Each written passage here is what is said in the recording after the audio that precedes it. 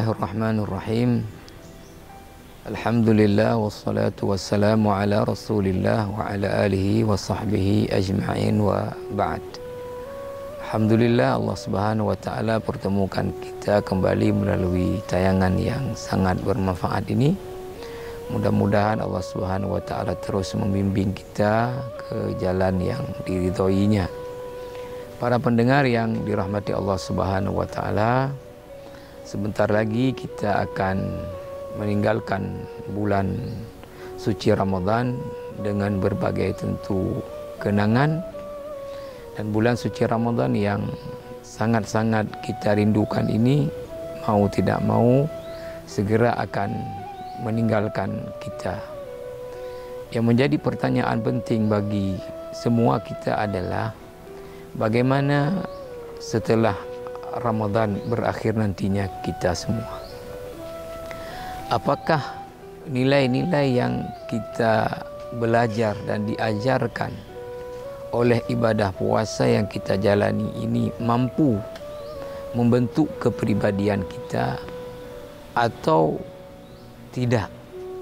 Nah, ini pertanyaan paling penting yang harus kita jawab semua. Kalau sekiranya nilai-nilai yang diajarkan oleh ibadah puasa dan kita belajar melalui puasa yang kita jalani tidak kemudian membentuk kepribadian kita, maka tentu ini adalah hal yang sangat-sangat tidak memberi manfaat bagi kita yang menjalani ibadah puasa. Dan inilah yang sempat dipesankan oleh Nabi sallallahu alaihi wasallam kepada kita, rubba shaimin laisa lahu min siyamihi illa al-ju' wal 'atas. Berapa banyak orang yang puasa tapi tidak mendapat apa-apa dari puasanya kecuali menahan haus dan lapar. Sebab apa? Sebab nilai-nilai yang ditanamkan oleh ibadah puasa yang dia jalani ini tidak kemudian dapat menjelma menjadi karakter pribadi dia. Dan inilah sesungguhnya hakikat daripada Allah mensyariatkan ibadah puasa yang kita jalani ini, agar kita diproses melalui puasa yang kita jalani ini untuk kemudian kita permanen setelah itu bisa menjadi orang-orang yang bertakwa. Seperti yang Allah jelaskan dalam surah Al-Baqarah 183, ya ayyuhalladzina amanu kutiba alaikumusiyam kama kutiba alal ladzina min qablikum la'allakum tattaqun.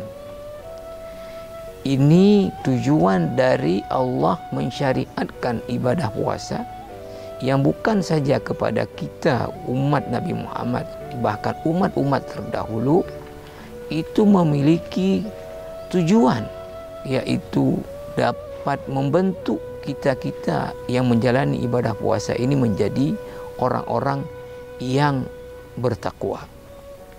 Maka para pendengar yang mulia, para ulama misalnya Syekh Wahbah Az-Zuhaili dalam kitabnya Al-Fiqh Al-Islami wa Adillatuhu, di muqaddimah tentang pembahasan fikih puasa, beliau telah menjelaskan bahawa ibadah puasa ini diibaratkan sebagai lembaga pendidikan, madrasatun khuluqiyyatun kubra yatadarrabu fiha al-muslim ala khisalin katsira.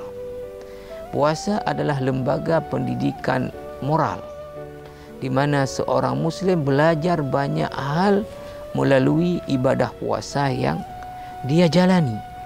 Maka seharusnya nilai-nilai ibadah puasa yang telah kita pelajari selama ibadah puasa kita jalani ini harus kemudian menjadi karakter kita dalam kehidupan sehari-hari, menjadi orang yang bertakwa.